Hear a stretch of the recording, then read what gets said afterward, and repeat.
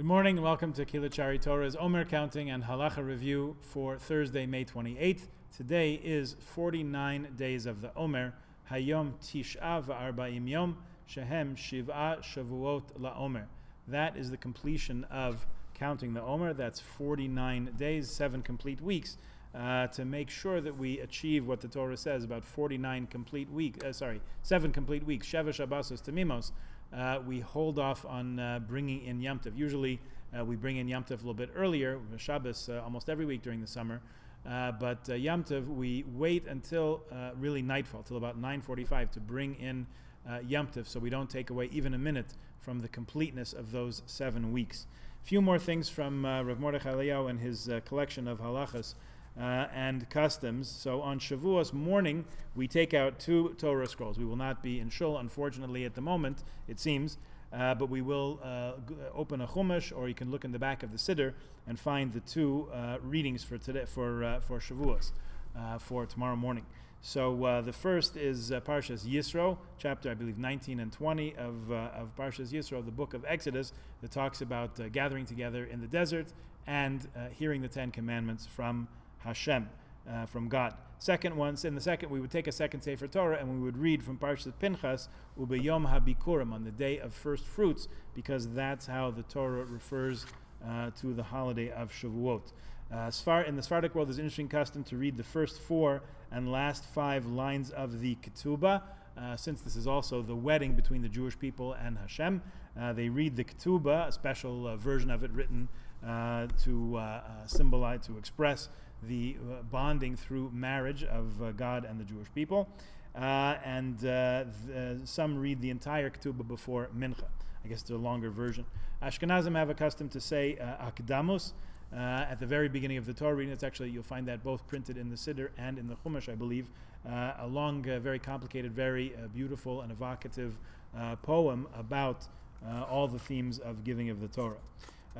With few more things that are worth noting here is that we also read Megillat Ruth, the book of Ruth, Megillas Ruth. We also read on the second day of Yom Tov, so that would be Shabbos morning this year. And he gives a good number of interesting and divergent reasons why it's worth it to read Megillas Ruth. So I'll just go through those quickly.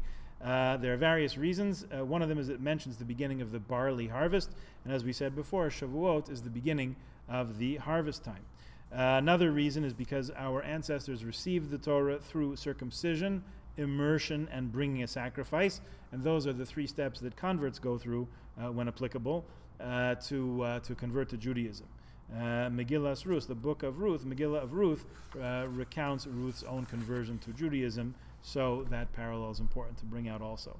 Another reason is that Megillas Ruth, the book of Ruth, is about doing kindness, Gemilat Chasadim, which complements the Torah, which starts and ends with loving kindness. It can't hurt to remind ourselves of that at any time, certainly on Yom Tov. Another reason is David HaMelech, as we mentioned the other day, passed away on Shavuos. This is his yortzeit, and the book of Ruth explains the family background, the lineage, the ancestry of King David himself. Yet another reason is that the Jewish nation received an additional 606 mitzvot on Mount Sinai on the holiday of Shavuos, and the gematria of 606 is Ruth, if you spell it out in Hebrew numerology. This is because all humans are commanded to keep the 7 Noahide laws. There are 7 laws that apply to all humankind that were given to the children of Noah after the flood. So those were binding on all humankind, including us, for a few thousand years, 2,448 years. And together with the 606 plus 7, you do the math, that's 613 altogether. So there's a number of reasons, and he even gives more. We can look into those another time as to why we read the book of Ruth on Shavuot. So take a look at that. You'll also find it in your Chumash or, of course, in any Tanakh. Today, 49 days, which are 7 weeks of the Omer. Malchut Sheba Malchut, nobility of nobility, or sovereignty of sovereignty. Examine it. Does it come from deep-rooted inner confidence in myself, or is it just a put-on to mask my insecurities? Does that cause my sovereignty to be excessive? Am I aware of my uniqueness as a person, of my personal contribution? Here's our last exercise for the day for counting the Omer. courtesy of Rabbi Jacobson. Take a moment and concentrate on yourself, on your true inner self. That's a good thing to do in these days to come. Not on your performance and how you project it to others.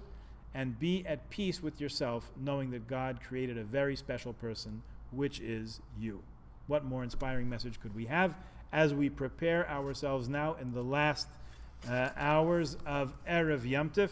So everyone should, even though we're not coming together in Shul, we're not going to let that stand in our way. We're anyway going to have a wonderful Yom Tif. We're going to open our hearts and souls up. We're going to receive the Torah with joy and let it touch the inner part, the core of our soul. And we're going to feel ourselves, even though we're not in the shul, surrounded by our friends, family, co-KSTers, we're going to feel ourselves that much more connected to everybody who's usually here and those people who aren't often here, or aren't always here, let's say, and to the entire Jewish people around the world. So please God, we should all have a wonderful Yom Tif, a good and restful and peaceful Shabbos. See you after Yom Tif.